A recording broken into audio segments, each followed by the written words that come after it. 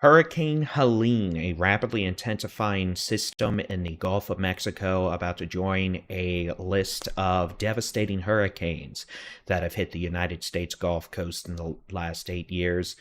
For Texas, not much. For our friends to the east, this is going to be a very, very bad day. Let's talk about it in this Thursday edition of the Texas Weather Roundup.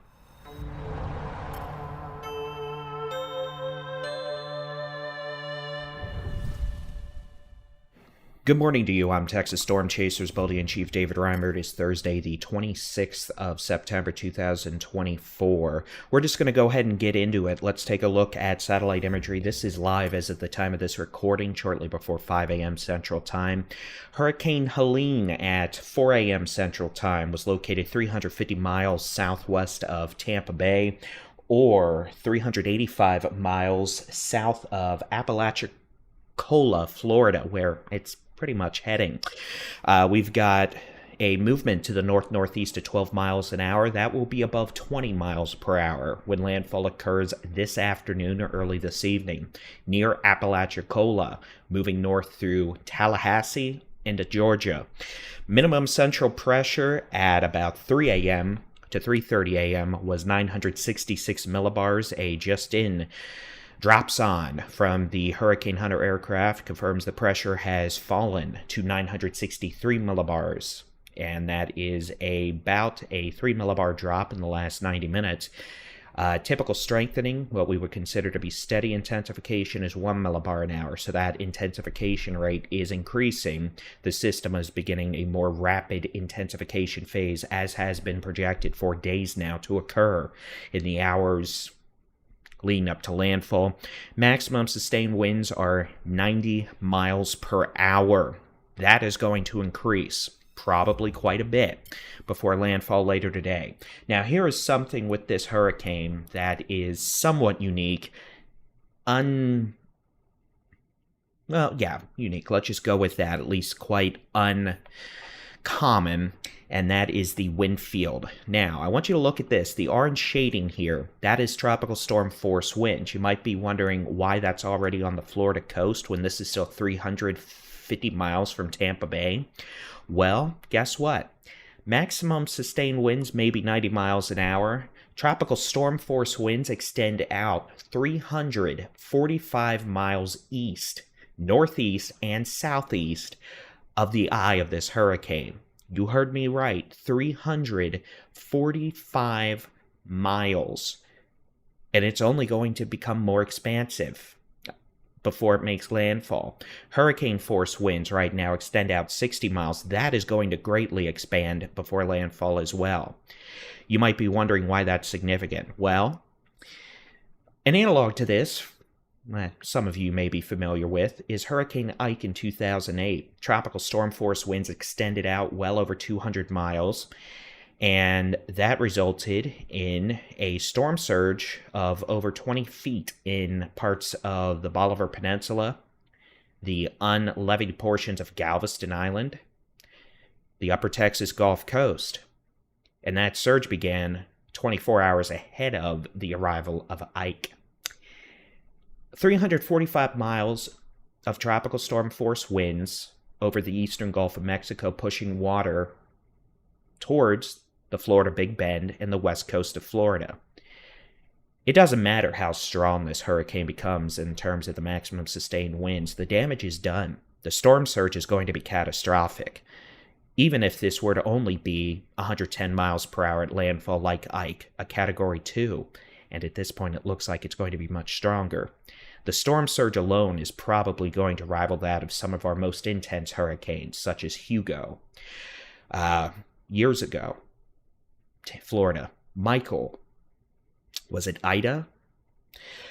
It may not have been Ida, truthfully. They all blend together. We've had so many, but this is not going to be good in any way, shape, or form. Let's talk about where it's going after landfall, because it's going to be moving very quickly for a tropical cyclone and accelerating 20 to 25 miles an hour. Landfall late this afternoon or this evening in the Florida Big Bend, moving up over Tallahassee with catastrophic winds in the eye wall gusting over 150 miles per hour. Because this hurricane is going to be moving so quickly, it is going to remain a hurricane. It's not going to have time to weaken as it moves into Georgia. The potential for hurricane-force wind gusts near 100 miles an hour in Atlanta tonight. Tropical storm-force winds over 70 miles an hour possible in the Appalachian Mountains of eastern Tennessee and western North Carolina. The entire state of Georgia, the entire state of South Carolina, and a good portion of Florida are under tropical storm warnings. Hurricane warnings for the Florida Big Bend, the west coast of Florida, and the southern half of Georgia.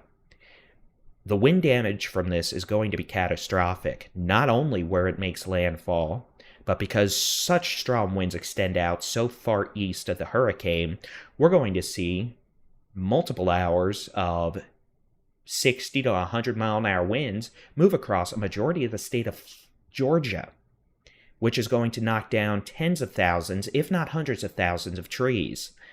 The power infrastructure in the Big Bend of Florida, and most likely a significant portion of Georgia and South Carolina, is going to be absolutely crippled. Those of you in Houston, the derecho, back in late May, or Hurricane Ike in 2008, or the hurricane in June/July.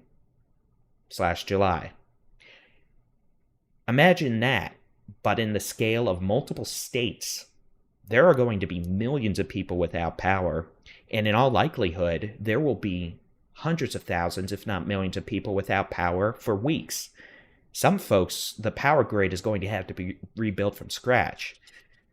This is probably going to be one of the largest infrastructure projects in terms of having to rebuild the grid in years. So understand, we're dealing with catastrophic winds. We're going to have 12 to 18 inches of rain across parts of Georgia, up into the Appalachians, who are already soaked after flooding over the last few weeks. So, catastrophic flooding, catastrophic wind damage. And oh yeah, by the way, remember when I mentioned the surge?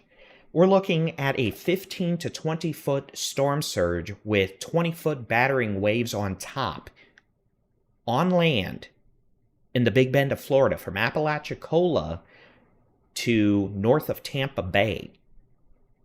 Where this thing comes ashore, and probably 50 miles southeast of it, the surge is going to absolutely destroy the coast. And understand, much of this area is already quite susceptible, being marshlands or wetlands. This thing is going to be bad, which is why that is where folks were told to get out. They did countywide evacuations in some parts of the Big Bend of Florida because the water is probably going to move 20 plus miles inland because it's wetland and marshland. So understand, when you look at what the hurricane looks like this morning, 12 hours from now, this thing's probably going to be a Category 3 to Category 4 hurricane. Rapid intensification is forecast. Maximum sustained winds are 90 miles an hour right now. Could be near 145 miles an hour at landfall. And you see the outer bands are already bringing tornadoes to parts of Florida this morning. And we've already got tropical storm force winds from Key West, gusting over 60 miles an hour, up to Tampa. This is not good.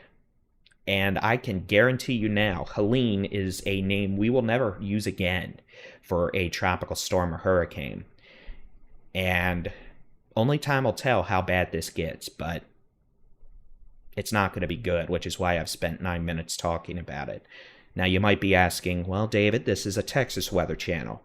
What's in it for Texas? Not much. And we do have storm chasers in the Big Bend. We'll have content for you on the Texas Storm Chasers platforms later today. Here's what it looks like for Texas today. Severe clear, blue skies, hardly a cloud in the sky. As we go into Friday, a couple of clouds making their way into the Panhandle, northwest Texas upper level. You can see the hurricane moving quickly inland, bringing rain to Arkansas. We're going to get the upper level clouds from the far western outer portions of the hurricane. We probably won't even see rain In the Arklatex, northeast Texas, eastern half of Oklahoma. Otherwise, we have light north winds. That's all we're getting from Helene. But our neighbors to the east, this is going to be absolutely catastrophic.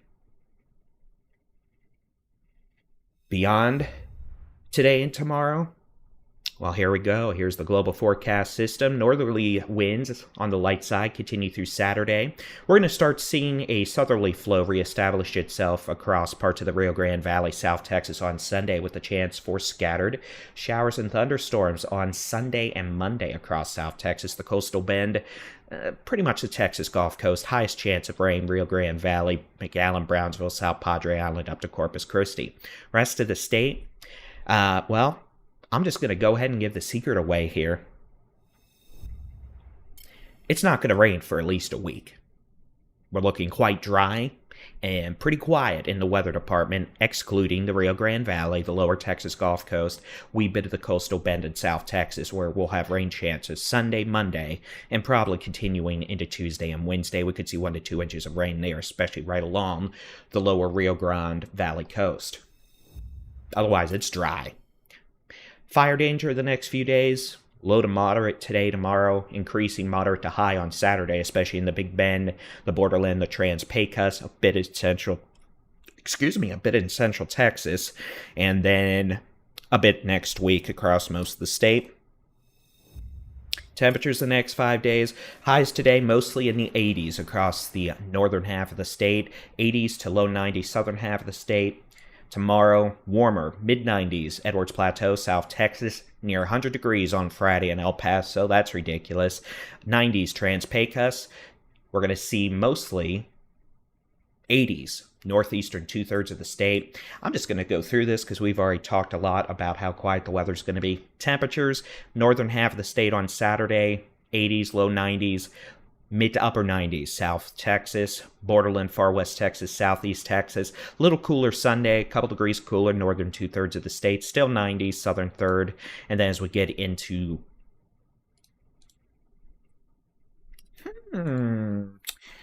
Baldy didn't update a file.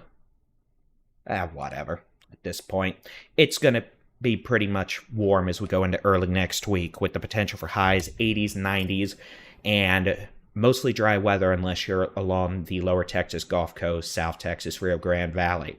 Again, our focus is wholly on the hurricane today and the disaster that's about to unfold. I realize I sound quite doomsday here, but to be honest, this is probably going to be one of the worst storms they've seen. And that's saying something, considering we've had 8 Category 3, 4, or 5 hurricanes hit the Gulf Coast in the last 8 years. So it's not good.